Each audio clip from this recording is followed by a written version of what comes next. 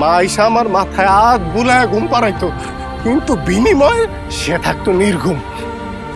জানো, এক একটা মা হইলে এক একটা ডাক্তার, এক একটা শিক্ষক, এক একটা ইঞ্জিনিয়ার, এক একটা আয়া বয়া হিসাবে তারা বিভিন্ন সময় অবতীর্ণ হয়। এক একজন মা এক একজন জাদুকর। জাদুকর যেমনি সকল অসম্ভবরে সম্ভব করে তোলে, একজন মাও তার সন্তানের ভালোর জন্য সকল অসম্ভবরে সম্ভব করে তোলে। এক একজন মা মনোবিজ্ঞানী, জানো, এক একজন মা মনোবিজ্ঞানী। কারণ সন্তানের মনে কি চলতেছে সবার আগে জানতে পারে ওই মা। এই জন্য মাদের কিন্তু বিশ্ববিদ্যালয়ে পড়তে হয় না, ডাক্তারি পড়তে হয় না, কারণ এক একজন মা তো জন্মগতভাবেই সব জানতা।